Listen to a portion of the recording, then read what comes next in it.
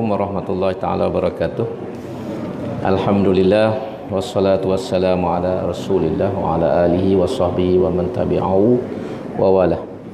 Rabbi shrah li sadri wa yassir li amri wahlul 'uqdatam min lisani yafqahu qawli. Alhamdulillah, syukur kepada Allah Subhanahu wa taala kerana malam ini kita dapat sambung perbincangan dalam tafsir pimpinan Ar-Rahman, surah Hud, surah yang ke-11, juzuk yang ke-12, yang mana dalam kuliah yang lepas kita telah baca kisah tentang Nabi Nuh AS, yang bermula dengan pelantikan dia sebagai Nabi. Dia berdakwah di kalangan kaum dia selama 950 tahun, dan akhirnya Allah SWT menurunkan bala kepada kaum dia dengan banjir yang besar, banjir dari Bukit Taufan yang besar. Nabi Nuh dan pengikut-pengikut dia diselamatkan dengan sebuah bahtera yang diperintahkan oleh Allah SWT untuk dibina oleh Nabi Nuh sebelum berlakunya banjir tersebut. Malam ini kita sambung sedikit lagi perbincangan. Ayat seterusnya itulah ayat yang ke-50. Kisah Nabi Nuh ni berakhir pada ayat 49 surah Hud. Kita masuk ayat yang ke-50 yang kita baca dah baru-baru ni sebagai mukaddimah kepada kisah Nabi Hud AS. Ayat 50 ni berbunyi, a'udzubillahi minasyaitonirrajim, wa ila adin akhahum huda qala ya qaumi ibudullaha ma lakum min ilahin ghairuh in antum illa muftarun. Dan kepada kaum Ad kami utuskan saudara mereka, iaitulah Nabi Hud. Dia berkata, wahai kaumku, sembahlah kamu akan Allah. Sebenarnya tiada Tuhan bagi kamu selain daripadanya. Kamu hanyalah orang-orang yang mengada-ngadakan perkara-perkara yang dusta terhadap Allah. Allah SWT menghantar kepada kaum Ad, iaitu kaum yang pertama yang syirik kepada Allah Subhanahu wa taala selepas daripada peristiwa taufan Nabi Nuh. Lepas pada taufan itu, Nabi Nuh dan pengikut dia serta keturunan-keturunannya hidup dalam tauhid, beribadat kepada Allah SWT dan mengikut aturan-aturan agama. Sehingga akhirnya muncullah syirik ini dalam satu kaum, iaitu yang kaum yang dipanggil kaum Ad. Kaum Ad ni kalau tengok dalam setengah buku, ialah kaum yang kedua. Sebelum pada Nabi Hud ni ada dah kaum Ad, iaitu dia panggil Ad yang pertama. Ad yang pertama, lepas tu barulah mari generasi yang kemudian kaum Ad juga, iaitu pada zaman Nabi Hud AS. Dalam ayat ni disebut di sini, dia kata mulai daripada ayat ini, iaitu ayat 50 dan seterusnya, Allah Ta'ala menceritakan kisah Nabi Hud AS dan kaumnya. Dari peristiwa inilah surah yang ke-11 ini dinamakan surah Hud. Kerana peristiwa inilah diambil cerita ni sempena jadi nama surah. Dan sebenarnya saya sebut dulu, Nabi Hud ini dihantar kepada di suatu tempat antara Oman dengan Hadramaut. Dalam setengah kitab disebut Al-Ahqaf. Nama kawasan itu Al-Ahqaf, iaitu di sebelah selatan, tak silapnya selatan semenanjung tanah Arab, antara Oman dengan Hadramaut. Al-Ahqaf ini. Jadi bila Nabi Hud ni sampai kepada kaum dia, berkata kepada kaumnya, kamu ni mereka-reka ataupun mengada-ngadakan perkara-perkara yang dusta terhadap Allah, yakni mengada-ngadakan apa yang kamu sembah dari makhluk-makhluk yang tidak akan dapat menolong kamu, bahkan tidak dapat menolong dirinya sendiri. Jadi dia sembah berhala. Jadi menyembah berhala ni perbuatan yang direka-reka oleh fikiran manusia dan tidak berasaskan kepada wahyu dan ajaran agama yang benar. Sebab itulah Nabi Hud kata kepada dia kaum dia ni, kamu mengada-ngadakan perkara yang dusta terhadap Allah Subhanahu wa taala. Ayat seterusnya, ya qaumila as'alukum alaihi ajra in ajriya illa 'alal ladzi fatarani afala ta'qilun. Wahai kaumku, tiadalah aku meminta sebarang upah daripada kamu tentang ajaran yang aku sampaikan itu. Upahku hanyalah dari Allah yang menjadikan daku, maka mengapa kamu tidak mahu menggunakan akal untuk mengetahui kebenaran? Jadi kalau kita tengok latar belakang ni, bila dia berdakwah kepada kaum dia, ada setengah mengatakan mu ni nak sesuatu, kamu ni bila kamu kecek lagu ni ada benda yang kamu nak habuai, kau nak kedudukan dan sebagainya. Lalu dia jawab, dia kata aku berdakwah ni tidak minta sebagai upah. Tu dia jelas, tak ada tujuan apa-apa, bukan nak suruh orang latih jadi ketua, bukan kerana nak jawatan, bukan kerana nak pitih mah, tetapi ialah aku mengharapkan upah ataupun ganjaran daripada Allah Subhanahu wa taala. Tuhan yang telah menciptakan aku, menjadikan aku ni daripada tiada kepada ada. Maka mengapa kamu tidak mahu menggunakan akal? Kemudian seterusnya ni dialog lagi ni, dialog.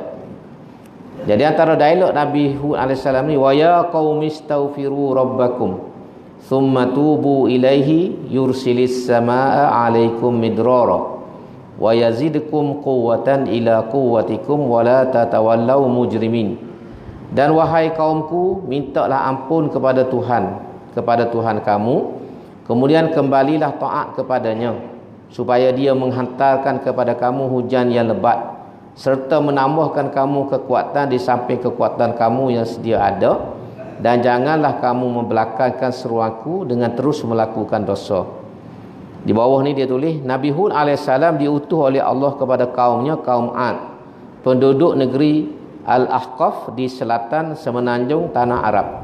Mereka hidup sebagai kaum tani yang mempunyai kebun-kebun ladang yang luas, dan mereka pula terkenal sebagai satu kaum yang kuat dan gagah.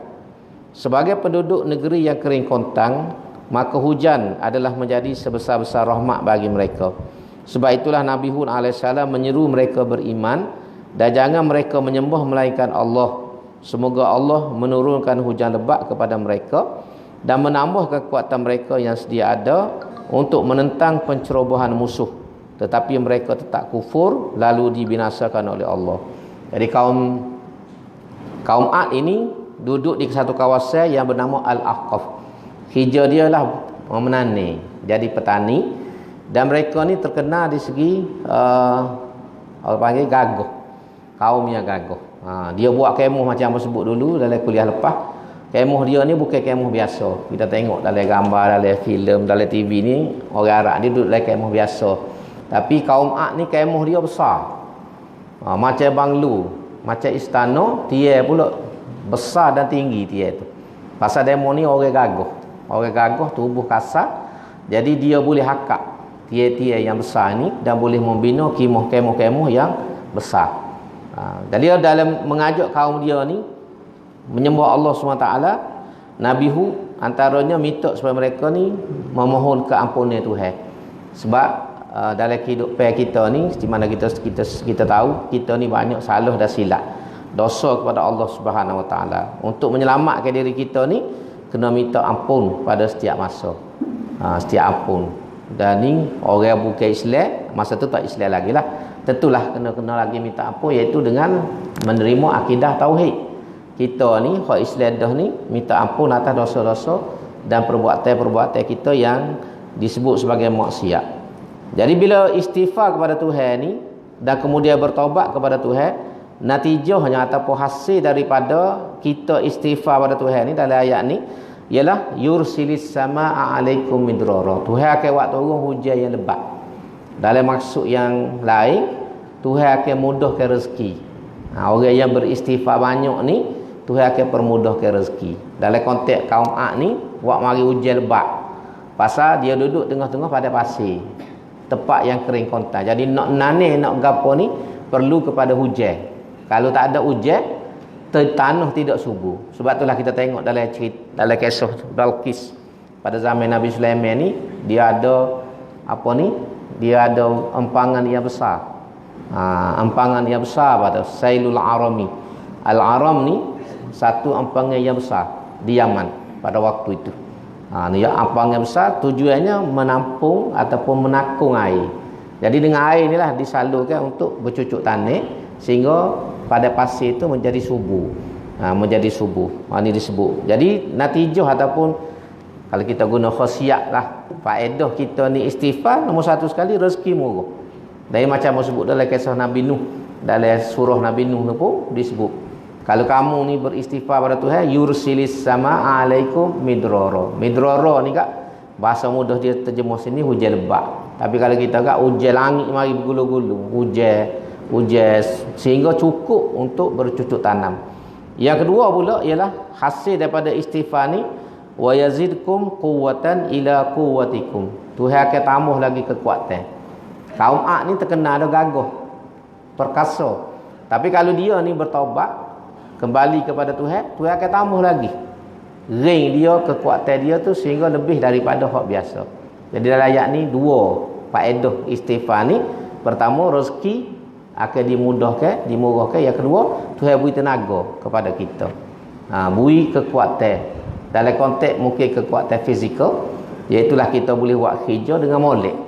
Kita boleh buat kerja dengan molek. Sebab kalau kita baca dalam perbincangan di mana nama pun sebut, antara sebab kenapa rezeki kita sempit ialah kerana kita ni banyak dosa.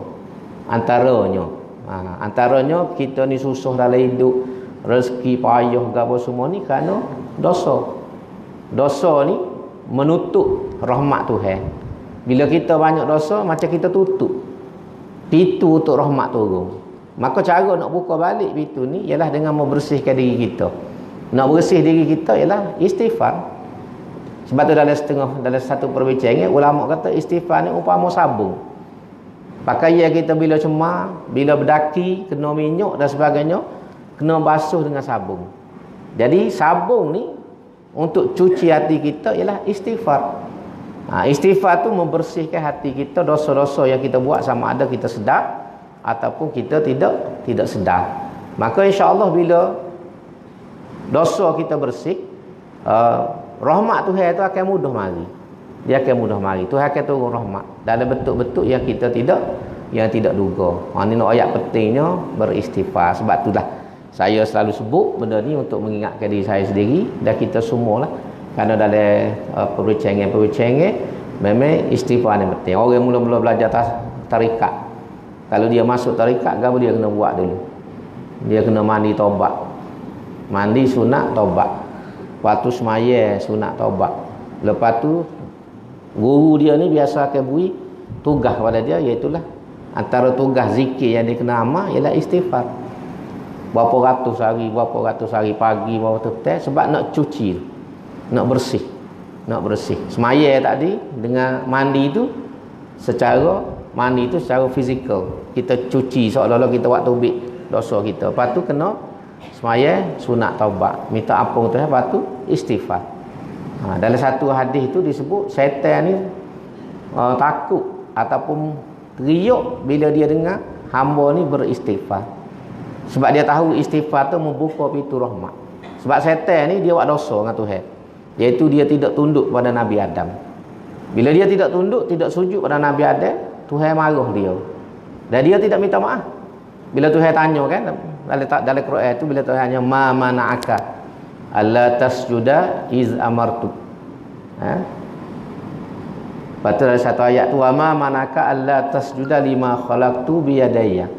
Gapo dia yang menyebabkan mung ni wahai iblis tak sujud kepada hak barang hak aku buat, iaitulah Nabi Adam. Jadi sepatutnya dia kena minta maaf lah. Dan bila Tuhan tegur lagu tu aku suruh mu tak sujud, malaikat semua sujud, tiba-tiba mu tidak sujud. Sepatutnya bila Tuhan tegur tu dia kena cepat-cepat minta maaf, minta ampun. Apa kita lah kalau orang besar tegur kita, biasa kita cepat-cepat minta maaf. Minta maaf lah boh, kawan silap boh, kalau dengar ajar apa tu aku patik silap tu aku tu pesing biasa. Tapi nak ayat agahnya iblis ni, dia tidak minta maaf dengan Tuhan, sebalik dia jawab agah juga.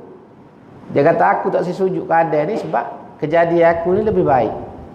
Ana khairum minhu, aku ni lebih baik daripada Nabi Adam.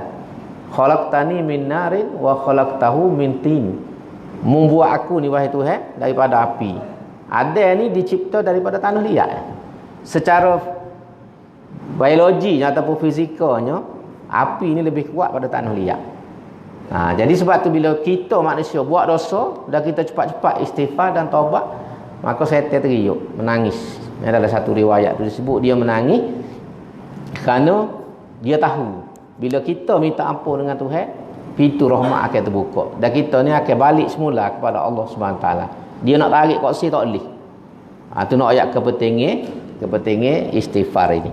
Jadi dalam ayat ni dua perkara, iaitu yursilis sama alaikum midrara wa yazidkum quwwatan ila quwwatikum.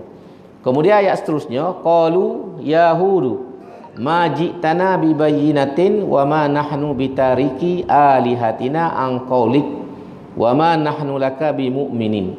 Mereka berkata, wahai Hud, engkau tidak membawakan kepada kami sebarang keterangan yang membuktikan kebenaranmu, dan kami tidak akan meninggalkan penyembahan Tuhan-Tuhan kami dengan sebab kata-katamu itu, dan kami tidak sekali-kali percaya kepadamu. Jadi bila dia ajak ni, kaum dia tak terima, degil tak terima. Antaranya kalau tengok dalam konteks ayat ni, dan kalau kita baca dalam sirah pun, Nabi Hud ni antara Nabi yang tak bawa mukjizat. Nabi Hud ni dia tidak bawa mukjizat. Macam Nabi lain, kita tengok Nabi Soleh ada unta, mukjizat dia. Nabi Hud ni dalam bukunya, dalam sirahnya tak ada mukjizat. Dia hanya royak, ajak bojah secara rasional, bojah secara waras, bojah secara logik dengan kaum dia. Tapi dia sendiri tak boleh tak mari, Tuhan tak beri kepada dia mukjizat. Jadi sebab tu tahu kaum dia ni bojah lagu ni. Mung ni royak mung ni Tuhan atalah, ajak gitu-gitu, tapi mung sendiri tak boleh tunjuk bukti. Gapo dia bukti bahawa mung ni hak Tuhan atas. Apa kita kan, kalau kita bahasa mudah, orang mari rumah, mari nak samai nak gapo, kita minta kad dia, kad kuasa. Sebab penguat kuasa ni polis ke apa semua, dia ada kad kuasa. Penguat kuasa apa ni, kementerian hak dewan pengguna apa semua, dia ada kad kuasa.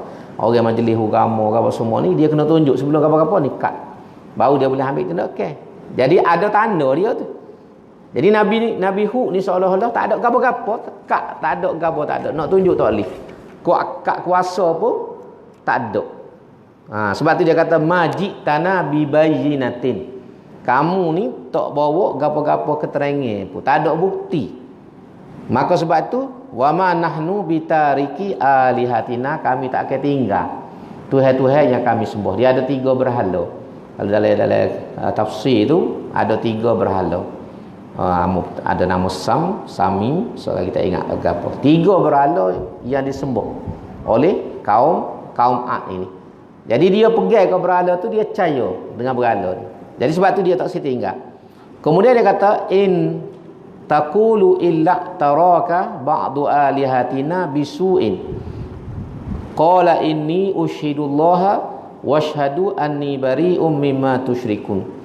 Dia kaum dia bojah lagi. Kami hanya boleh berkata bahawa setengah dari Tuhan-Tuhan kami telah mengenakanmu dengan suatu penyakit gila, disebabkan engkau selalu mencaci penyembahan kami itu. Jadi dia anggap Nabi Hud ni kena serupa, tuluh. Pasal duk kritik Tuhan-Tuhan dia tu. Moga dia royak ni tak boleh buat gambar satu patung. Ni sebab kita tengok patung kan. Orang bukan Islam duk sembuh. Dia tak boleh buat gambar satu, duk cokor situlah, tak boleh puja lagu mana pun lagu tu lah. Jadi Nabi Hud pun puja, mu duk sembah ni patung ni kecek pun tak boleh, gerak pun tak boleh, gapo pun tak boleh. Mata pun tak kelip. So kau nak jalan nak gapo, kalau bahasa mudahnya lagu tu. Jadi dia kata mung ni Hud, dia kata kita tengok pasal kecek tak berhenti, ceramah tak berhenti ni kena tuluh. Kena tuluh oleh Tuhan-Tuhan kami. Sebab tu mung ni macam orang gila. Kecek semacam, ceramah semacam. Kayak macam kita kalau dengar belebel orang tu kecek tak berhenti, biasa kita anggap tak tahu betul ni. Orang jenis kecek tak tahu tepat ni kan. Biasanya mara tanggapan kita tak betul lah. Duduk situ kecek, bobel tak sore pun kecek, ceramah ke tiada lapu. Bagai contoh mesti dalam pandangan kita ni orang tak betul. Jadi masyarakat Nabi Hud ni pun bila dia tengok lagu ni, dia anggap Nabi Hud ni tak betul. Fikir dia tak betul. Dah lah benda dia kecek tu bercanggah dengan amalan masyarakat. Sebab kita ni bila kita buat satu benda yang tak serupa dengan orang ramai, dia jadi pelik selalu lah. Jadi pelik. Sebab tu nak buat perubahan ni payah dalam masyarakat. Kita nak buat perubahan kerana benda tu sudah orang kata berakar umbi tu. Orang aman tu, sebab kita orang Melayu sendiri pun mereka awal tu kita nak baiki. Bukan senang duk sembah pusu, duk puja pokok kayu, kubur, atas kubur tu letak sakok telur ayam, letak telur ayam situ. Ni kubur ni, kubur sini sendiri kalau tanya orang tua-tua dulu penuh dengan sakok.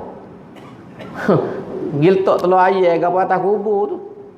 Arwah tak cuci haji, bila dia balik pada Mekah, dia buat habis. Ada orang mari duk beramal atas kubur tu.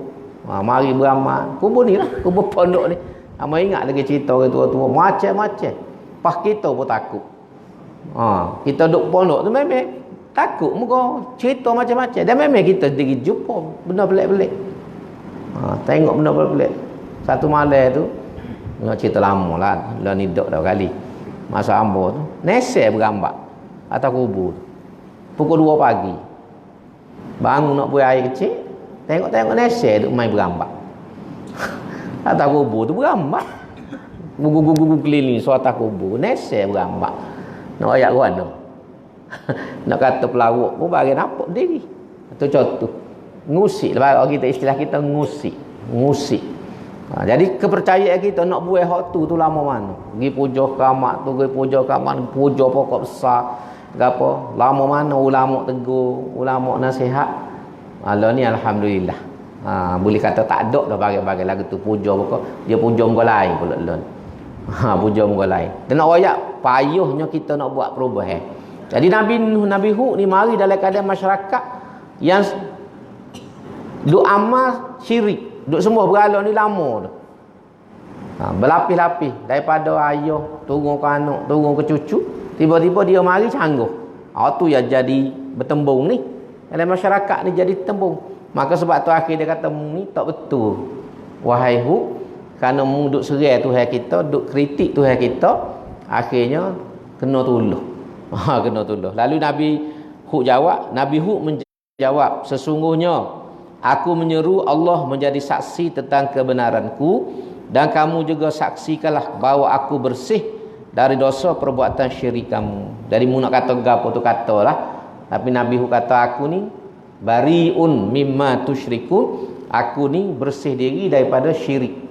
Perbuatan syirik yang kamu lakukan itu. Kerana dia bawa ni tauhid. Ni nak ayat pada kita. Risalah Nabi-Nabi ni yang mula sampai hari ni pun semuanya bawa tauhid. Dan kita hari ni pun kena pertahankan tauhid kita ni. Sebab tu kena jaga molek yang kita panggil akidah. Akidah tauhid ni kena jaga molek, jangan bagi punah. Sebab kalau punah hak ni, segala amal perbuatan kita jadi sia-sia. Tu kena jelas. Sebab itulah ulama yang mula sampai hari ni pun menekankan kepentingan akidah tauhid. Ngaji bab tauhid ni biar jelas, biar terang dan biar jeliga dalam kehidupan kita. Kalau tidak, sia-sia perbuatan kita. Kalau akidah kita tidak betul. Akidah tidak betul. Kadang-kadang semaya molek dah. Amal-amal bang lek dah, tapi pegangnya tak betul. Pegangnya dalam dia tu. Kepercayaan yang kita panggil akidah tak betul. Jadi akhir saja kalau tak ada apa satu. Maka sebab tu hak tu paling penting. Hak akidah tu, sebab akidah inilah menyelamatkan kita. Sebab itulah hadis-hadis yang hamba sebut dulu, yang hadis masyhur, man qala la ilaha illallah dakhalal jannah. Orang yang mengucap 2 kalimah syahadah masuk syurga. Dia masuk syurga tu dengan akidah dia. Dengan akidah walaupun akhir sekali kata ulama ada kena faham molek hadis tu. Kena baca huraian dia perbincangan halus ulama bincang ni. Lama kita ngucap macam la ilaha illallah mayaduk. La ilaha illallah puasa duk. La ilaha illallah buat benda-benda yang salah tak boleh lah. Maksudnya di situ ialah selagi ada akidah, selagi ada iman dalam hati kita, walaupun kita banyak dosa lagu mana pun, akhir sekali orang yang beriman ni tepat dia dalam syurga. Tu dalam perbincangan akidah. Cuma lambat banget nak masuk syurga tu. Kalau dosa banyak, dia kena buh dalam neraka dulu. Cuci dulu dalam neraka. Supaya hamba selalu sebut, contohnya pakaian. Bila pakaian ni cemar, orang tak pakai. Walaupun pakai itu harga mahal. Kita sendiri beli harga mahal dah, tapi kalau dia cemar kita pakai. Kita tak pakai ke? Kita tak buh dalam lemari, kita tak lipat. Lagu mana cara? Kita basuh dulu. Basuh tu mengikut cuci cemar pakaian tu. Kalau pakaian tu bau cemar peluh ya, biasa orang basuh lebih kurang. Kalau zaman dulu ya kicau-kicau air. Tak bau sabun, kicau-kicau jemur. Pakai pasal cemarnya peluh saja, tak ada daki, tak ada bekas minyak, bekas ke apa. Tapi ada pakaian kena bau sabun. Bau sabun sikit konyol-konyol. Ada setengah tu kena gendai. Tak boleh basuh lalu, kena gendai. Gendai tu pula ada gendai sejam, 2 jam ada kena gendai semalam ni. Siapa mampu lalak-lalak. Masuk dalam bekas. Ada setengah tu tak padan dengan gendai, kena basuh dengan air panas. Rebuh air panas. Kita biasa tengok sampai budak kan. Mak ayah ni rebuh air panas, buh sabun, buh kelorok lagi. Kecoh pula dengan kayu. Dengan kayu tu godok barulah cuci. Jadi bagitulah bandingnya kita. Ada email kita ni kepada Allah SWT, email tu harga mahal. Tapi kalau kita cemar dengan dosa, dengan maksiat, maka dia kena basuh dulu. Basuh tu mengikut kelas dah lah. Ada hak basuh mudah kicau-kicau pakai jemuh lalu. Tapi ada basuh jenis kena buh kelorok, buh sabun, ngai panas nak pula. Hak tu hak berat sekali. Tapi akhir sudahnya kata ulama masuk syurga belaka orang beriman. Dalam satu hadis, satu riwayat, cuma tak ingat riwayat siapa, Nabi sebut ada akhirnya umat aku ni masuk syurga akhir sekali. Orang lain masuk habis, dia mari kodek bahasa jenis lambat berkali. Semaya jemaah lambat berkali. Bahasa jenis lagu tu lambat belaka. Dia akhir sekali. Kodek masuk habis lah. Dia mari sore-sore akhir sekali. Nabi sebut dalam satu hadis. Lalu seorang sahabat akak tangan, ya Rasulullah, minta doa lah. Kalau boleh hamba tak apa dah akhir. Maknanya nak masuk syurganya sahabat Nabi ni. Kalau boleh akhir tu tak apa, asal boleh masuk syurga. Bagi tu sungguhnya sahabat-sahabat ni dengan syurga. Kita ni tak bersungguh mana. Percaya tapi tak bersungguh mana, termasuk lamba pun. Kita tak bersungguh. Sebab tu kita malah nak buat ibadat, nak buat amal soleh, nak tinggal maksiat ni payah pasal kita tidak bersungguh. Tu masalah. Lah ni nak bagi kita ni biar jadi sungguh. Lagu mana nak sungguh dengan syurga ni? Sebab syurga ni barang mahal. Bukan barang murah, bukan bahasa jenis lambuk, bukan bahasa jenis lelong. Syurga ni dalam satu hadis Nabi kata ala inna sil'atallahi ghaliyah. Barangnya Tuhan ni, tukaran Tuhan ni, syurga ni aliyah.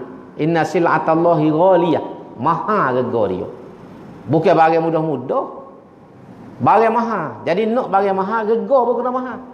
Sebab tu orang mati syahid ni, Tuhan jamin syurga lalu. Kecuali kalau ada hutang. Mati syahid dalam peperangan, janji Tuhan syurga lalu. Tak ada sikit abu. Kecuali kalau dia ada hutang. Ada hutang, lekat di hutang tu dulu. Kena selesai hutang dulu sama ada keluarga dia dak lama dia mati dah. Lama kata nama nak selesai anak mati dah. Orang pun tidak suruh demo. Hak hidup ni kena selesai. Sebab tu kita kan bila kita pergi kat semaya-maya agak kan, biasanya orang waras royak. Ni hamba ni anak si mati ke, hamba ni adik-beradik ke. Jadi siapa-siapa hak si mati ni ada hutang, boleh jumpa hamba. Tu nak ayat penting. Nak ayat pentingnya masalah tu. Jadi mati syahid ni kalau ada hutang lekat. Selesai hutang, garanti syurga lah. Mahalnya bagi syurga. Jadi kita kalau bobol sedang-sedang molek, duk agak nak masuk syurga, letih juga weh. Letih juga kita ni kalau bobol cukup semaya, bobol amal sikit-sikit. Nak agak syurga, payah juga. Jadi sebab tu sahabat-sahabat dulu bersungguh. Sahabat sungguh, cuma hamba ni boleh royak lah. Pakat-pakat ingat lah hamba sendiri kita. Bersungguh tidak setakat semaya lima waktu, semaya sunat, rawatib, nawafil, pah bangun tengah malam, semaya duha, berapa semua. Siapa perekat tu pun teriuk lagi malam-malam. Allah, boleh kau masuk syurga tak tahu lagi. Setara tu kita ni bang ngacak malam kecil. 2-3 kali muka kecil manik. Tidur 2 jam bangun. Baca kecing jenera. Lepas 2 jam jenera kecing pula. Akhir lepas subuh. Pas acak doa bangun orang kata demo bangun kau tak malam bangun sokmo 3 kali. Tapi bangun kecing. Bangun kecing orang suruh bangun tahajud, kita bangun kecing. Sebab tu guru rambut dia besar bila bangun kecing tu ambil lah semaya. Sudah kecing ambil semaya. Semaya 2 rakaat tidur. Dia katalah pandai dia kata kita sebenarnya bangun kecing tu hak nyakit satu hal, tapi sebenarnya Tuhan nak suruh kita bangun semaya. Dia nak suruh kita bangun semaya, dia buat mai kena kecing. Tapi kita tak faham. Kita duk faham bawah tu. Hak tu kita kecing saja. Jadi ulama-ulama sebut antara kita jaga malam ni antara sebenarnya Tuhan sebenarnya nak peringat kita suruh semaya. Tapi tidak ramai kita ambil kesempatan semaya. Tengah tu kat bangun duk kibah kain. Malam panah hari nak tidur tak boleh. Alangkah baiknya kalau waktu tu kita pergi ambil wuduk, sejuk tubuh, semaya 2 rakaat. Minta gapo-gapo dengan Tuhan, lepas tidurlah, nak tidur. Cuma kena bangun subuh lah. Jangan bahaya pukul 9, sementara aku tahajud dah pukul 9 maya. Bukan dia dah. Jadi ni contoh. Kalau kita baca dalam kitab-kitab ni, banyak ulama bicara bab ni. Jadi itu antara baik. Balik pada kita ni, jadi sebab tu dia katakan sini, berlindung diri daripada syirik. Sebab tu syirik ini kena pakat-pakat jagalah. Dan dalam doa tu ni dalam maksurat, siapa-siapa doa amal maksurat bagus. Dalam maksurat tu antara doa yang dimasukkan dalam maksurat ialah Allahumma inni a'udzubika min an nusyrika bika syai'an na'lamu wa nastaghfiruka lima la na'lam. Wahai Tuhan, aku berlindung kepadamu daripada syirik. Melakukan syirik dalam keadaan aku sedar. Min an nusyrika bika syai'an na'lamuhu. Aku mensekutukan kamu dengan sesuatu dalam keadaan aku tahu. Wa na'udzubika mimma la na'lamu, dan minta berlindung daripada hak aku tidak tahu. Sebab syirik ni dia kadang-kadang berlaku secara jelas. Hak jelas ni sebuah berhala. Gi nun tepak kubur khamak, gi pokok kayu besar, gi sebuah pusu. Itu syirik yang nyata. Tapi ada syirik yang kita tidak sedar. Dia dipanggil syirik khafi. Syirik khafi ni ialah antaranya hak besar dan berdasarkan hadis ialah riya. Riyaun, iaitu menunjuk-nunjuk. Menunjuk-nunjuk kita buat ni kerana nak suruh orang tengok, nak suruh orang puji. Tulis dalam Facebook, saya bangun sembahyang tahajud 12 rakaat, mengkhatamkan satu surah. Tu tidak riya. Nak nunjuk kau orang, alhamdulillah berjaya melakukan tawaf 4 kali satu hari dalam umrah. Bagi riya tu. Selfie depan Kaabah, mata 2 butir. Apa tak tahu siapa dia, ke dok pun tak tahu. Muka nampak mata yang 2 butir. Silap-silap orang lain pun tak tahu. Jadi tu contoh riya tu menunjuk. Bulan puasa kak, demo berapa kali kotel dah? Kawin 3 kali dah kan. Ustaz tak pada lawan dengan kawin. Parut nisai. Tu nak ayat contoh tu. Contoh. Kita tak perasan, kadang-kadang tak perasan. Tu riya, dia panggil riya. Riya ni syirik kecil. Pak syirik lagi, macam Ambo selalu sebut. Ni memang dalam kitab disebut. Allah mujulah aku makan obat tu sia. Muju aku makan obat ni. Dia nyakit lama tak sia, makan kata, muju obat ni. Ki makan obat ni sia. Sebenarnya kalau kita ngaji akidah, syirik tu. Sebab tu ustaz-ustaz hak tegah bab ni, syirik tak boleh. Pasal kita gantung ke obat, kita tidak gantung dengan Tuhan. Dan dalam perbincangan akidah sebut, Allah muju ayat kukuk, tidak kena ropok rumah aku. Disebut tu, dia contoh nak ayat syirik. Allah muju ayat kukuk. Muju anjing nyalok, dia aku khabar, kalau tidak habis rumah aku nyobah kau orang. Tu syirik. Nak ayat halus bagian ni, kita sebab tu kalau kita tak belajar, kita tak faham. Semua ni tak boleh sabit. Kita kena letak dengan Tuhan. Sebab dalam satu hadis tu Nabi kata orang ni syirik bila dia kait dengan kerana ginilah jadi gini, kerana gini jadi gini. Ni mari ribut ni kerana anak aku ni, kerana gitulah, kerana gini. Jadi kait-kait ni Nabi kata orang ni amalan dia Tuhan tak terima. Tuhan tak terima amalan. Nak oyak pentingnya. Sebab itulah ulama-ulama yang mula sampai hari ni tekan sangat soal akidah. Nak suruh kita faham. Biar kita tu gerak dengan molek semua. Kita gerak dengan molek. Walaupun boleh jadi amal kita kurang banyak. Tapi kalau akidah kita betul, insya-Allah kita selamat. Tuhan jaga kita di dunia dan Tuhan jaga di akhirat. Jadi waktu ambo sekali tekan ni sebab inilah yang disebut sini ni. Bila Nabi Hud kata inni bariun mimma tusyrikun. Kita hari ni kita tak sembah berhala. Kita tak pergi dah pokok kayu besar tu tak ada dah zaman ni tak ada. Tapi benda-benda lain hak halus-halus yang kita tidak perasan. Sebab dalam satu hadis lain Nabi sebut, dia kata beringatlah kamu dengan fitnah akhir zaman. Fitnah akhir zaman ni yang kadang-kadang orang tu asbahar rajulu mu'minan wa yumsi kafira. Pagi bangun berimeh molek, semaya subuh ke apa, tapi petang jadi kafir. Tu Nabi sebutlah hadis. Yusbihur rajulu mu'minan. Berpagi-pagi seorang lelaki itu dalam keadaan berimeh. Wa yumsi kafira, tapi bila mari petang jadi kafir.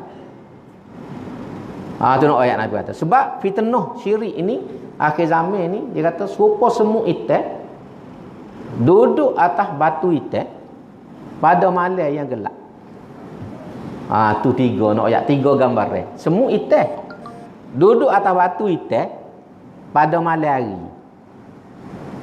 Kalau siang hari pun tak orang nampak dah semut ikan. Ni duduk atas batu hak ikan pula, hak serupa ikan dengan dia malam pula. Nak wayak benda tu payahnya orang nak tengok, orang nak faham. Sebab tu Nabi buat gambaran serupa semut ikan duduk atas batu ikan pada malam yang gelap. Nak wayak barang ni bukan senang kita nak faham. Bukan mudah kita nak nampak kecuali dengan hidayah Allah Subhanahu Wa Taala. Nak dapat hidayah ni lah kena ada ilmu. Sebab tu kena ngaji. Hak ngaji alhamdulillah. Tapi ngaji pun minta Tuhan buka. Sebab kadang-kadang kita ngaji tak liga satu pun ada.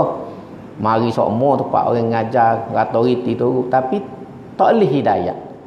Lepas tu kita minta jauh dengan Tuhan. Ilmu satu hal, hidayah satu hal. Ada orang ilmu banyak tapi tak ada hidayah. Pengalaman hamba di luar negara, pesyarah hamba orang putih.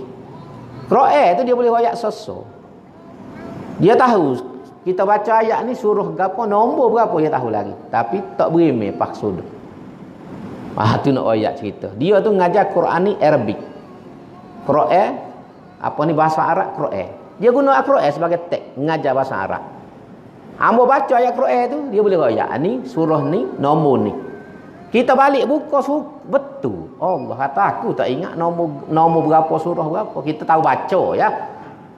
Tahu baca ya. Tapi surah berapa, nombor berapa kita tak tahu. Kita tak ngapa apa itu. Tapi dia boleh royak. Tapi tak boleh mepaksa dah. Kalau seorang lagi pula mahir dalam bidang syariah. Orang Denmark. Denmark. Ian Nielsen. Nama dia Ian Nielsen. Bini dia orang Syria. Arab Syria. Dia ngaji di Mesir. PhD. Bidang syariah. Bidang syariah Islamiyah. Mana ya hebat tak hebat. Bincang dengan dia bab fiqh, bab syariah, dia boleh royak sosok. Tapi tak berimeh. Ada saya tu nakal, kita tanya dia. Mu ni tak patut kita tanya lagu tu sebenarnya. Tapi saya hamba ni dia nakal sikit. Jadi dia kita tanya. Dia tanya mu ni pandai belaka. Mu ni pandai belaka, boleh royak tentang syariah, tentang hukum, tentang apa? Boleh baca Quran, boleh rojok kitab, tapi apa mu tak berimeh? Kita tanya mana atas muka. Payah juga nak jawab dah, kita tak teramuk tanya muka besar. Tapi saya tu dia biasa jenis nakal, kau tak tahu lah bertanya. Tapi dia jawab mudah. Jawab apa? Khatamallahu ala qulubihim. Dia ke jawab nak oyak. Dia reti. Dia jawab khatamallahu ala qulubihim. Maknanya hati ni tutup dah, Tuhan tutup dah. Kita pun tak suka nak jawab gitu. Kalau setengah orang kan hatilah tak dapat, tak ada hidayah lagi. Setengah kan kita jawab tak ada hidayah lagi. Sebab kita apa tak pergi Mekah piti banyak kereta 5,000 bukti tangga tak siapa seru. Padahal malah lagi sebenarnya. Tapi jawab tu belapik. Tapi dia jawab mudah, khatamallahu ala qulubihim. Allah kata parut ni se. Tu bik jawab tu kita pakai senyap lah nak kata kon. Ni nak ayat beza ilmu lain, hidayah lain. Sebab tu ada orang ngaji banyak, rata-rata masjid pergi tapi hidayah tak mari. Sebab tu hidup dia tak berubah, sikap tak berubah, pesing tak berubah. Jadi sebab tu bila kita ngaji, minta Tuhan beri hidayah. Biar Tuhan buka hati. Ngaji sikit pun tak apa. Ngaji sikit tapi hidayah mari lebih bermakna daripada ngaji banyak dengan tidak ada hidayah. Tu hak paling penting. Baik, sambung sikit lagi. Kemudian ayat 55 dia sambung perbincangan dia. Ini bari dari ayat tadi kata anni bariun mimma tusyrikun min dunihi fakiduni jami'an thumma la tunzirun. Menyembah yang lain dari Allah, maka rancangkanlah tipu helah kamu sekalian terhadapku, kemudian jalankan terus, janganlah kamu berikan tempoh kepadaku mempertahankan diri. Jadi dah kaum dia tak percaya ke dia, tuduh dia macam-macam dan tak boleh terima dakwah dia. Nabi Hud cabar lah ni. Cabar dia ke apa? Mu buatlah apa-apa mu nak buat kat aku pun. Dan mu tak percaya aku ni utusan Tuhan, hak aku bawa ni barang betul. Dan mu kata aku tak ada bukti sikit apa. Alah ni fakiduni. Fakiduni makna buatlah apa mu nak buat kat aku. Rancanglah tipu helahmu. Mu nak kena kat aku, kau nak buat apa buat. Lepas tu tak usah duk tangguh-tangguh lah. Buat lalu. Kalau dia mari PKP tak boleh gerak pula. Jadi buat lalu. Dan mu tak percaya sangat.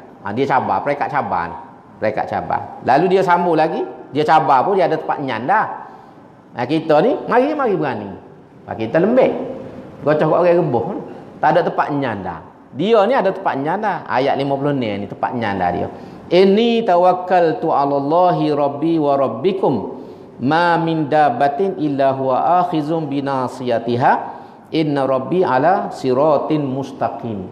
Bapa yang aku berani cabarmu ni, mu nak suruh mu buat gapo kat aku, sebab dia kata kerana sesungguhnya aku telah berserah diri kepada Allah, Tuhanku dan Tuhan kamu. Tiadalah sesuatu pun melainkan Allah jualah yang menguasainya. Sesungguhnya Tuhanku tetap di atas jalan yang lurus. Jadi dia berani tauhid tu, cabar tu pasal dia ada tempat nyan dah. Tempat gantung apa? Inni tawakkaltu 'ala Allah. Sesungguhnya aku telah bertakwa kepada Allah. Jadi kekuatan kita orang beriman ni bukan kerana kita ada pitih. Bukan kerana kita ada kuasa. Bukan kerana kita saing amal. Bukan kerana kita nelek. Tapi kekuatan orang beriman ialah Allah Subhanahu wa taala. Tu beza. Kita tak boleh kata aku pitih banyak ngeno apa tak boleh. Sebab pitih ni bagi habis.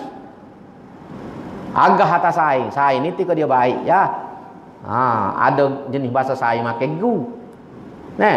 Orang putih kata igu ni. Bahasa jenis igu. Makan gu. Makan gu tu orang putih kata igu. Kan makan. Igu. Dah memang ada saing.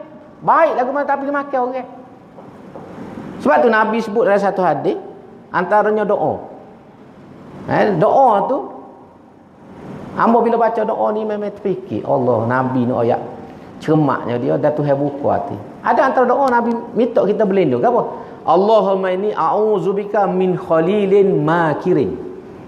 Salah satu doa yang Nabi suruh kita baca, minta berlindung ke apa? Allahumma inni wahai Tuhan, inni a'udzubika, sungguhnya aku ni berlindung denganmu ke apa dia? Min khalilin makirin, daripada sahabat rapat yang khianat. Dia guna istilah khalilin. Khalilin ni kalau dalam bahasa Arab saya apa ni? Kalau kau saya biasa dia ada beberapa istilah lah. Zamil, sahib. Itu lain-lain. Tapi bila sebut khalil, khalil ni member kamcing kita lah. Kasih. Sebab khalil ni kekasih. Nabi Ibrahim tu gelarnya Khalilullah, kekasih Allah. Jadi dalam ayat ni Nabi kata min khalilin, dia tidak kata min sahibin, min zamilin, tapi min khalilin, sahabat rapat tapi makirin, jahat. Allah parut ni said. Sahabat rapat ni kat tak ada habitat kita percaya ke dia rahsia ni, kita apa kita wayak ke dia. Kita agak belakang ke dia, tapi makirin. Makirin ni amat terjemah mudah, jahat. Jahat lagu mana? Ainahu tarayani wa qalbuhu yar'ani. Dalam hadis tu Nabi sebut. Gapo jahat dia ni? Ainahu tarayani. Mata dia tengok semua kita. Tengok dengan molek, jaga kita. Wa qalbuhu yar'ani. Hati ni supaya serigala nak nanti nak makan. Nak nanti nak makan. Yar'ani ni kak, pos serigala nganguk. Zahir ni Allah comel-comel, molek-molek. Molek. Kawin dengan demo kak tak ada masalah apa. Kawin dengan demo ni, kawin lebih ke demo semua, kawin ke dia tak apa. Tapi hati ni duk gini nganguk. Duk nganguk. Itu dalam hadis tu. Allah berbaca hadis ni, masya-Allah. Nabi besar petai lagi.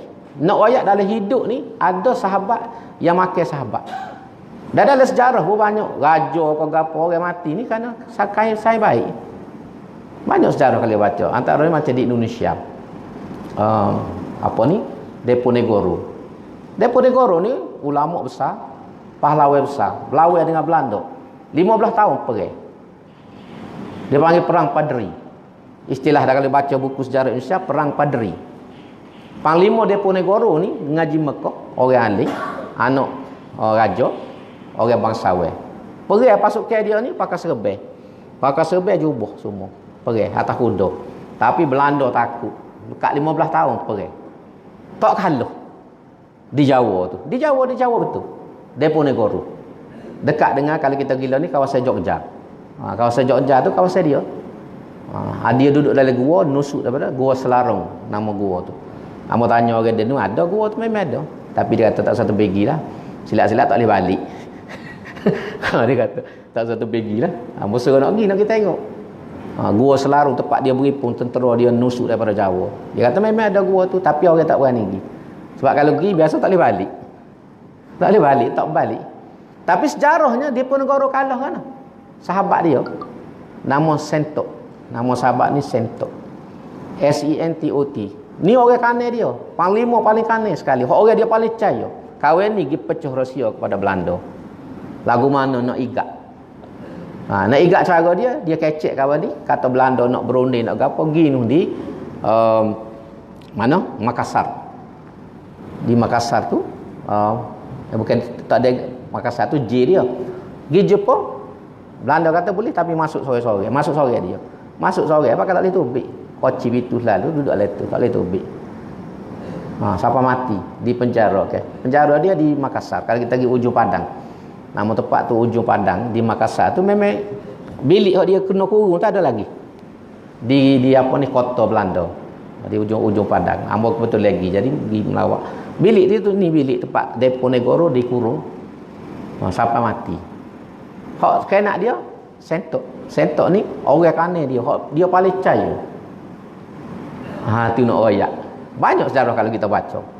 Orang-orang hebat-hebat ni dikhianati oleh orang yang paling dekat dengan dia. Jadi dia nak royak cerita tu. Baik, balik pada cerita ni. Jadi kita cerita ni jadi Hud ni dia bergantung kepada Allah SWT. Aku bertawakal kepada Allah, Tuhan aku dan Tuhan kamu. Ma min dabbatin illa wa akhizun bi nasiyatiha. Tak ada makhluk pun semuanya Tuhan pergi belakang ubu-ubu dia. Dalam ni dia terjemah maksud dalam tafsir ni. Tapi kalau kita tengok di segi Arab, dabbah ni benda yang melata. Semua binatang kalau kita kat semua makhluk lah bahasa mudah. Min dabbah illa huwa akhizun binasiyatiha. Semua ni Tuhan pergi belakang ubu-ubu. Kata dalam tafsir apa Tuhan guna nasiyah. Ni nasiyah ni lah ubu-ubu kita ni. Sebab orang ni bila orang pergi sini makna habis tel lah. Apa kita itu kan cekok kan? Cekok kepala ni pakai lembik. Orang kalau dia orang pergi cekok kepala ni tak ada rega dah lah. Tak ada rega dah lah tu. Nak ayat tak ada rega lah tu. Sebab tu orang Melayu bila dasta dia ni dia jaga. Bila dia silap jatuh ni air Tok Deka. Tok Deka ni air kalau jatuh dasta dia ni, semutar dia ni. Tapi kat kita ni setengah dia cabut buai rumah. Kita silap waktu pelima. Kan dia cabut buai. Nak sabuh kok. Kok sebenarnya orang Melayu ni lambai dia sebab tu dia tak uya kosek. Maruah dia. Jadi bila dia pergi cekok ubu-ubu ni gak pakai lembik dah lah. Tak ada apa satu. Tak lagi. Jadi nak ayat ni semua makhluk atas dunia ni Tuhan berlaku pergi dia hubung-hubung tu. Inna rabbi ala siratim mustaqim. No ayat pergantungnya dia bulat-bulat kepada Allah Subhanahu wa taala. Dan sikap inilah kita orang beriman pun kena ambil pengajaran. Kita bergantung kepada Tuhan selepas kita berikhtiar. Dia guna istilah tawakal tu. Tawakal ni dalam perbincangan ialah kita buat dulu, lepas tu kita serah diri pada Tuhan. Supaya kita kata macam dalam satu hadis tu kan, orang ambo sebut mula. Di masjid orang Badui mari ngangan naik unta. Lepas tu masuk. Dia kata unta mu duduk mana? Dia duduk kamu tak bimbang ke lah? Aku tawakal Allah, dia kata. Nabi kata ikat dulu, lepas tu tawakal lah. Tu Nabi ajar kat itu. Ikat dulu tomung tu, faham tawakal lah. Kalau hilang juga tak ada arah lah. Tapi ikatlah dulu. Ni pun mari masjid bawa BAW, kilo orang nak semaya, pakai tinggal je hidup. Kita naik semaya, tawakal Allah. Inna lillah lah jawab dia. Tawakal Allah kat inna lillah lah. Jawab dia.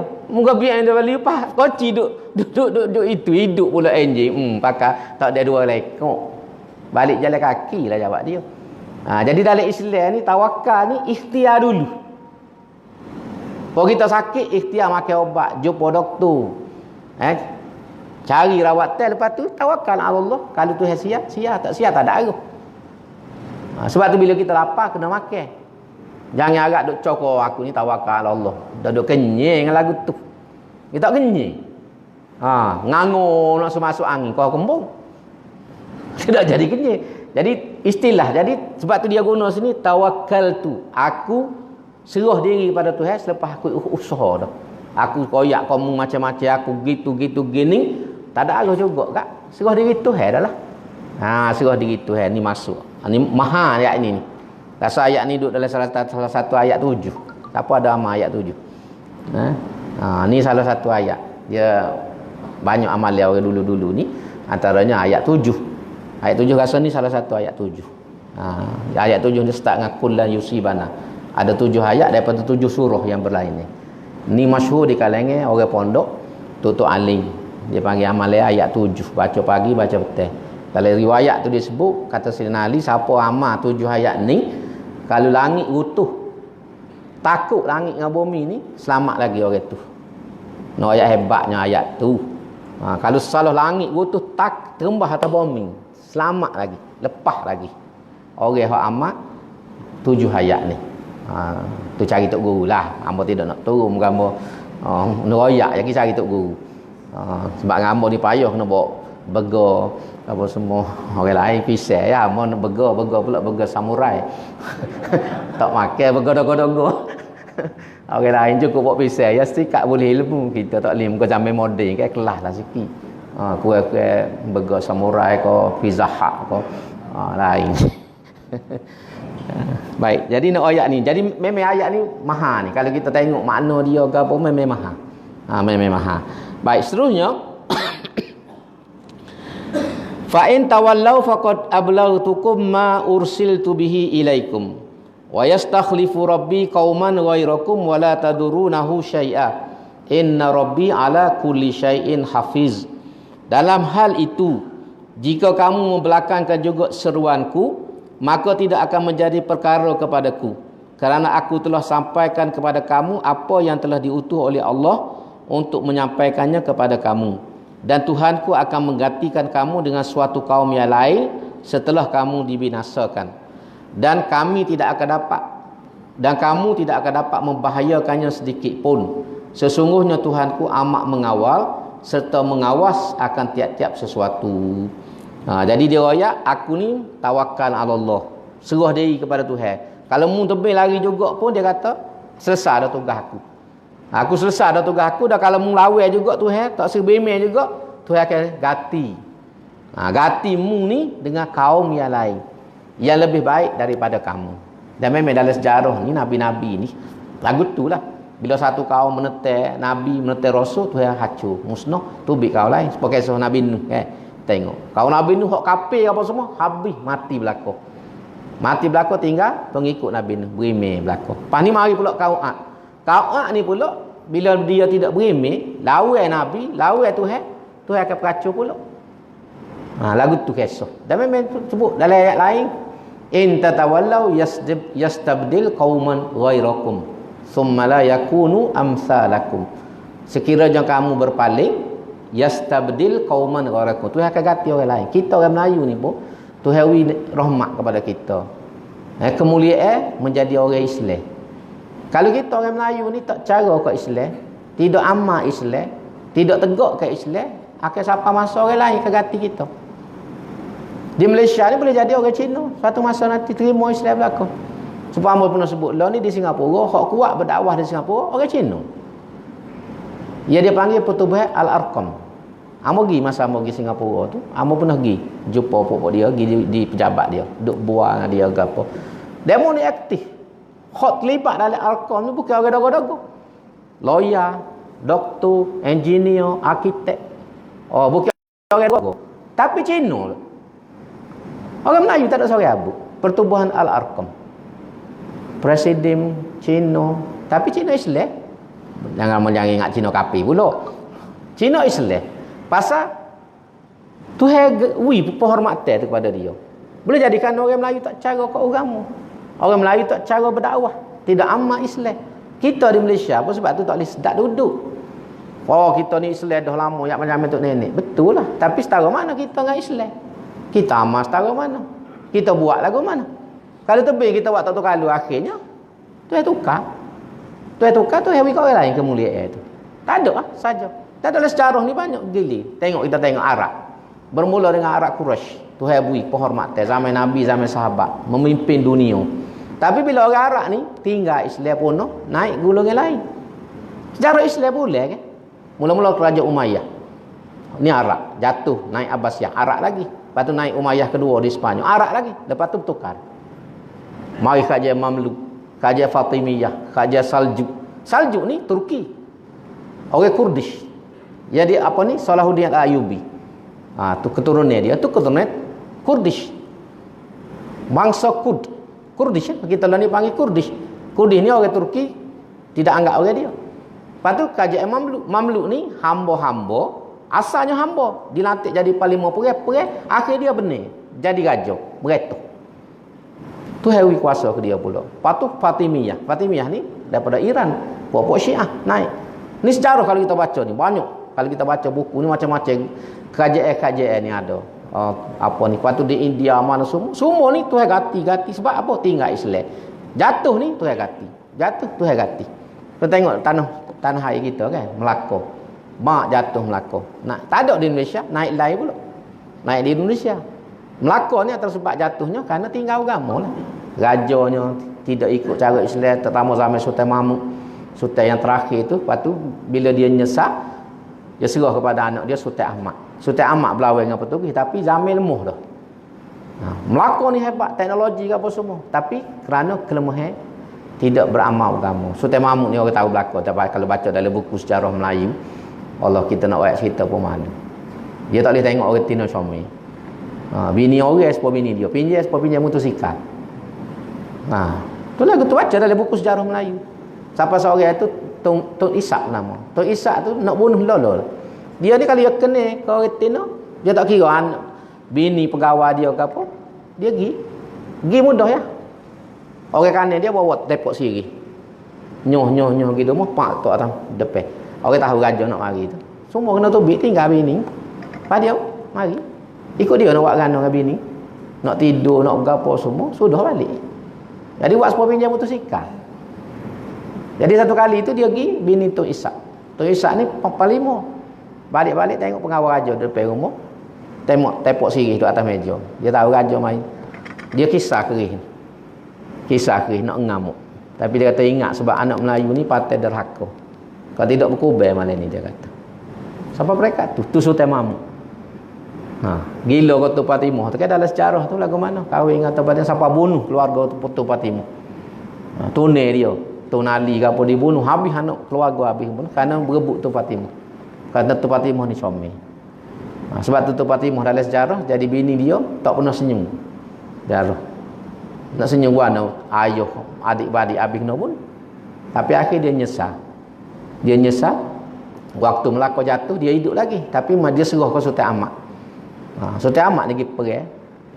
Akhirnya lari bawa diri ke Muar. Waktu dia nak tubik pada Melaka tu dalam buku sebut. Dia kata antara perkataan dia ni, dia kata boleh jadi ni bala Tuhan turun kepada Melaka kerana kejahatan betul. Baru dia khabar kerana kejahatan dia. Zalim, kaki perempuan, berpoyo-poyo dalam hidup. Jadi bala Tuhan turun ni kerana kejahatan betul dia. Akhir bawa diri pergi ke Muar. Sebab itulah dalam perjalanan itu Tuan Fatimah mati. Tuan Fatimah ni kubur dia di Merlimau. Kalau kita pergi Merlimau tu ada kubur Tun Fatimah. Raja ni undur sampai ke Muar. Sampai ke Muar. Jajah takluk Melaka. Tapi bandar Melaka jatuh, kota Melaka jatuh tu kepada Portugis. Ni kalau kita buat ni sejarah kita sendiri kalau kita baca. Kita baca. Banyak kalau tuan-tuan raja baca sejarah, kita akan jumpa apa kejatuhannya. Kerana Islam ni kerana tinggal agama. Orang lupa diri, nama Islam tapi hidupnya tidak seperti orang Islam. Jadi kita hari ni kalau berdasar ayat ni dia sebut bila kamu kufur kepada Allah, Tuhan akan hukum kamu. Wa yastakhlifu rabbi qauman ghairakum. Tuhan aku akan ganti dengan kaum yang lain. Bukan mung dah. Mana hancur ni generasi ni naik tak tahu bila. Tuhan beri dah kemuliaan kepada kita orang Melayu. Sebab tu kita kena jaga kurniaan Tuhan ni, iaitu dengan pakak-pakak amal Islam, membela Islam. Pakak jaga Islam ni. Sebab inilah nilai kita orang Melayu, kehormatan kita. Tak ada Islam ni tak ada Melayu. Melayu tak ada. Melayu ni jadi hebat kerana Islam. Kita baca dalam buku, dalam apa. Sebab tu guru saya, Profesor Syed Najib tu, dia sebut orang Melayu ni menemukan makna dirinya dengan Islam. Dalam tulisan dia kata, bangsa Melayu menemukan makna dirinya dengan Islam. Maknanya kita orang Melayu ni kenal diri jadi orang ni kerana Islam. Sebab kalau kita baca dalam buku sebelum Islam mari ke Asia Tenggara, kita orang Melayu ni baju tak pakai. Paling-paling juru pakai caping ke caping macam cawak lah. Tu hak juru lah sikit, kata tak ada kau satu. Pakai caping atas ni terbuka jatuh tino. Kuku panjang sampai rekuk. Kuku ni 5-10 potong jari. Rambut panjang pah kotan. Tok mandi. Tu orang Melayu tu. Zaman Hindu. Orang Melayu ni reti mandi, cuci tubuh, gunting rambut, kerak kuku, pakai baju bila Islam mari. Tu nak ayat. Beratnya kita bangsa Melayu dalam sejarah. Sebab dulu kita, tok nenek kita ni Hindu. Zaman dulu kerajaan-kerajaan Hindu. Antara besarnya kerajaan Sriwijaya. Sriwijaya ni pusat dia pemerintahan di Palembang, Indonesia. Besar tak besar kerajaan Sriwijaya ni dalam buku tulis sehingga ke Afrika Selatan. Besarnya kerajaan dia. Seluruh semenanjung tanah Melayu ni di bawah kerajaan Sriwijaya. Nak ayat besar. Kerajaan Hindu, tapi Sriwijaya ni jatuh kepada Majapahit. Majapahit takluk pun siapa tanah Melayu kok jajah Majapahit. Lepas tu ada berapa dinasti Sailendra apa semua ni ada berlaku dalam itu. Ya. Kita zaman dulu di Beruas kerajaan Gangga Negara. Gangga Negara ni kerajaan Hindu. Di Beruas Perak ada muzium. Dalam bukunya dalam sejarah kerajaan Hindu. Melayu tapi Hindu. Gangga Negara. Nama ke Gangga ke? Bani tu Siva Gangga. Mungkin keturunan itu pun tak tahu tu. Tu nak ya cerita kita Melayu. Jadi boleh jadi setara ni kerana Islam. Sebab tu Profesor Syed Najib kata bangsa Melayu menemukan makna dirinya dengan Islam. Islam ni memberi kemuliaan kepada kita sehingga Melaka timbul sebagai pusat pentadbiran yang besar. Orang semua mari kecek Melayu. Orang tak kecek putih. Orang Portugis mari kecek Melayu. Orang Arab mari kecek Melayu. Pasal Melaka ni pusat pentadbiran besar ni. Dia jadi pertemuan antara timur dengan barat. Orang mari daripada Cina turun tu berhenti di Melaka. Lepas tu baru pergi ke India, baru pergi ke orang barat mari buka berhenti Melaka, baru naik ke Cina, pergi ke Jepun. Duduk tengah-tengah Melaka ni. Sebab tu Selat Melaka sampai hari ni pun selat yang strategik. Selat Melaka ni Tuhan tok sampai pergi temu. Jadi orang mari ni kecek Melayu Melaka. Tok kecek putih tak pasal kepentingan kedudukan Melaka. Ni nak ayat sejarah kita. Jadi sebab tu jaga hak ni biar molek. kita ni sampai bila-bila pun duduklah dengan Islam, dan Islam ni biar Islam comel. Jangan Islam pada nama saja. Nama Islam tapi tak tahu mana, mengucap pun tak reti. Ngucap. Qul huwallahu ahad. Mujur boleh sebut qul huwallahu ahad. Kalau tak boleh sebut kapal satu tengangur-ngangur. Lah ni ramai. Kita takut kalau kita tanya cikgu-cikgu sekolah. Guru-guru sekolah. Ramai anak-anak Melayu kita memang masalah. Ngucap tak boleh, semaya tak tahu mana. Dan ngucap tak boleh, semaya tak tahu mana. Bagaimana nak jadi tu? Ni generasi kita belakang. Bukan negeri lain, negeri kita Kelantan. Tanyalah orang yang ngajar sekolah tahulah. Terabuang dengan cikgu, terabuang dengan sekolah. Takut kita dengar tu, kita takut. Dari segi maksiat, dari segi apa. Jadi tanggungjawab kita belakang. Amos sebut ni sebab tanggungjawab kita. Buatlah setakat kemampuan kita masing-masing. KJL, cara KJL. Kita tidak KJL, buat cara tidak KJL. Paling asas kita jaga keluarga kita. Kita ambil SOP lah ni. Kita jaga kita. Jadi kita jaga keluarga kita. Kalau setiap orang jaga keluarga dia, insya-Allah selesai banyak masalah. Kalau kita duk suruh orang nak jaga keluarga kita, siapa dia nak laku? Kita kena jaga dengan agama. Sebab tu dalam Islam pun disebut qu anfusakum wa ahlikum nara. Qu anfusakum, jagalah, lindungilah diri kamu dan keluarga kamu daripada bakaran api neraka. Dia jaga. Jadi lah ni pakat-pakatlah. Ikhtiar setakat boleh. Ikhtiar hak zahir, lepas tu doa dengan Tuhan biar anak kita ni dapat anak yang menjadi anak yang soleh. Jadi anak soleh. Doa ni besar. Besar. Kita kadang tak percaya ke doa, tapi doa ni besar. Doa ni kesan dia besar. Dia boleh meruntuhkan bukit. Kalau kita betul-betul yakin. Tapi nak sampai situ payahlah kita kan. Tapi doa ni besar. Kita orang Melayu pada kisah si Tengah. Si Tengah jadi batu tu kisah omok dia. Kita baca kan? Kita macam maling kundang di Indonesia, maling kundang. Di tanah Melayu ni si Tenggang. Anak derhaka. Dia kata di Lubuk Jong tu. Tu cerita si Tengah betul. Di Brunei ada kisah tu. Kalau kita pergi Brunei ada kisah tu. Ada berlaku kisah tu. Tapi lagu mana dia tu jadi batu? Kerana doa omok. Doa omok dia. Dia tak mengaku mak dia. Dia sepak mak dia kerana malu kau bini dia. Anak raja. Mak dia main dengan pakai ia buruk. Bawa nasi dalam upih. Dengan ikan kering. Dia ramai budak tu lah makan dia paling suka. Jadi dia suruh malu muka bini ni. Orang kelah-kelah. Bini pun tak tahu keturunan dia. Malu lah mak dia mari dengan perahu buruk. Naik. Tendai. Jatuh. Akhir mak dia berdoa kan. Dalam cerita tu. Wahai Tuhan, dia kata, kalaulah betul-betul si Tenggang ni anak aku yang aku kandung 9 bulan, aku lahirkan dengan susah payah dan aku pelera dia daripada kecil. Kalau betul dia ni anak aku, dia tak mengaku, mu tunjuklah puasa mu. Bom mari tu kak jadi batu. Kapal jadi batu, dia pun jadi batu. Kekuatan doa. Doa seorang ibu. Nak ayat pentingnya doa. Sebab tu bila kita berdoa, sungguh dengan doa, dia kena yakin. Kita ni doa kak. Panjang tu email. Tu tak tahu. Panjang tu email. Hidup duk siung gula ada pun. Tu email pun tak payah jiwa. Tu masalah doa kita. Doa sama tapi dah begini. Dah begini mata. Tak boleh. Dalam hadis. Dalam Quran tu, pertama Quran. Dia kata ud'u rabbakum tadarruan wa khufyatan wa dunal jahri minal qaul. Inna rahmatallahi qaribun minal muhsinin. Tu sebut dalam Quran.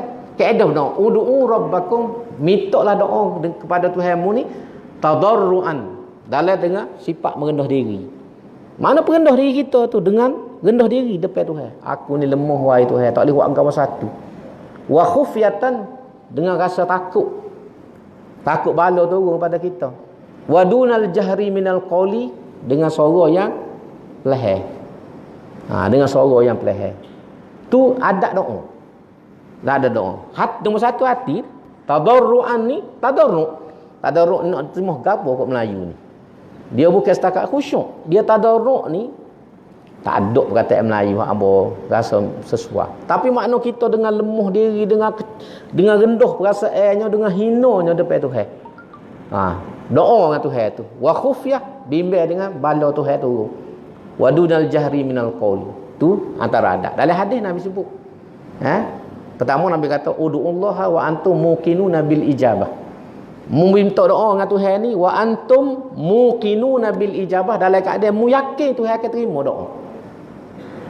Jangan kita baca doa kalau jolo. Kalau Tuhan terima jolo. Masalah lalu. Jadi muqinuna bil ijabah ni yakin dengan penerimaan Tuhan. Kenapa? Karena dalam hadis juga Nabi sambung dia kata kerana Tuhan tak akan terima doa ni min qalbin ghafilin lahin. Dalam hadis. Tuhan tak akan terima doa ni ke apa? Min qalbin, daripada hati yang ghafilin lahin. Ghafil ni bahasa jenis ma'anga. Hamba terjemah ma'anga. Ghafil ni ma'anga lah. Bini suruh pergi beli kedai, pergi beli lauk, dia balik rokok. Tu bahasa ma'anga. Ma'anga. Orang ayat 3 kali, pak sepak kayu, tak beli sabuk. Tu bahasa jenis ma'anga. Tinggal telefon situ, telefon sini, pergi masjid dengan motosikal, balik jalan kaki. Tu bahasa jenis ma'anga. So yang kedua, lahin. Lahin ni lara. Hati ni tak tahu duk mana ni. Orang tengok je tak ada kan pergi main ding. Dalam hati tak ada pergi main ding.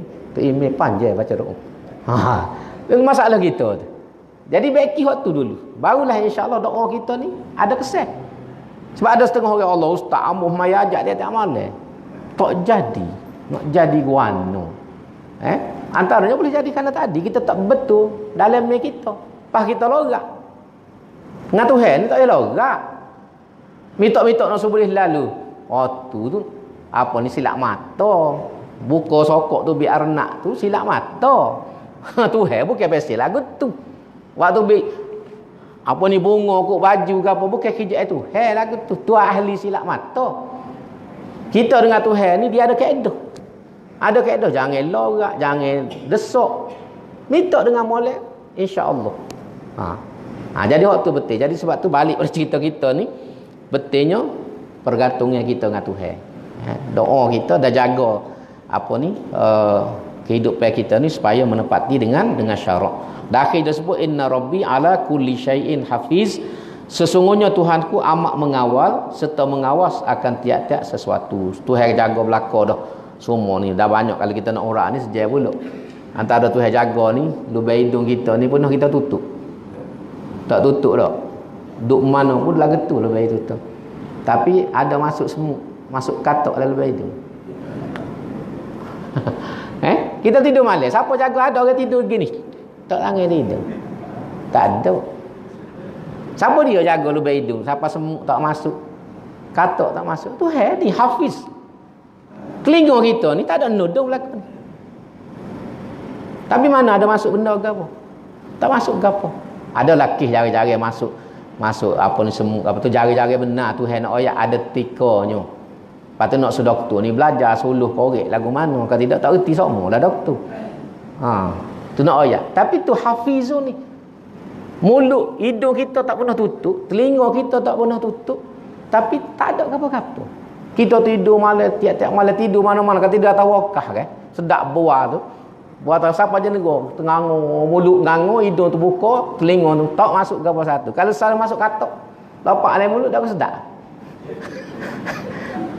Jadi siapa dia ni dia kata inna rabbi ala kulli syai'in hafizun. Semua benda ni Tuhan jaga belaka.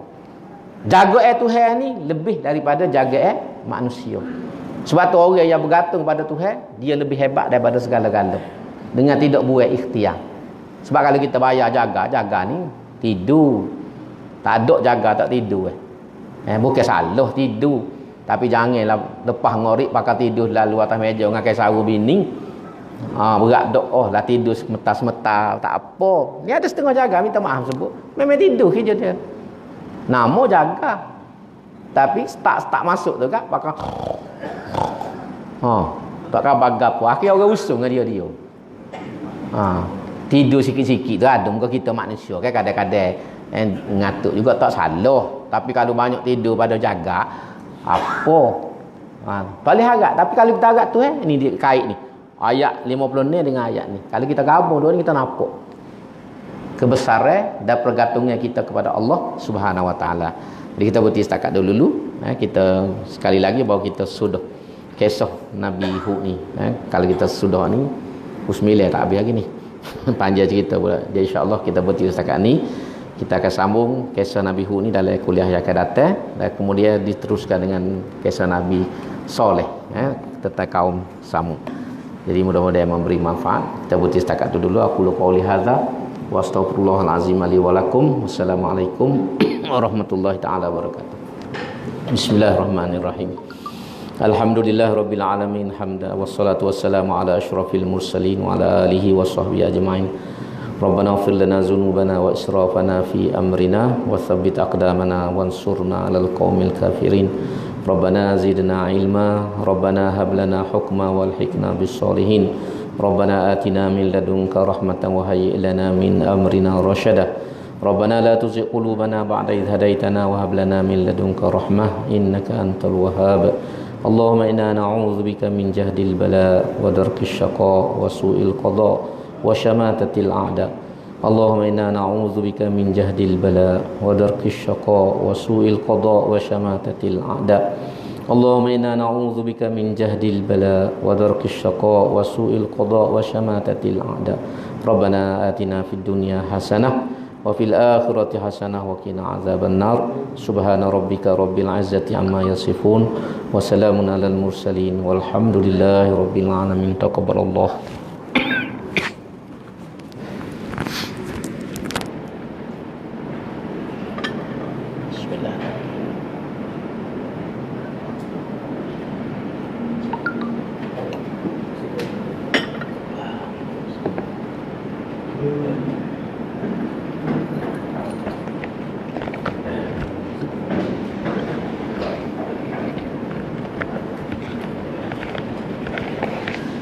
Tak bahaya je.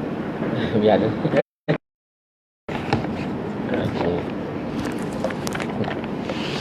Memang jaga. Biasa lagi tak mai. Tak sihat. Ada dua. Ada. Ada bang. Oh. Apa? Okey, so lagi orang kami lagi. Oh.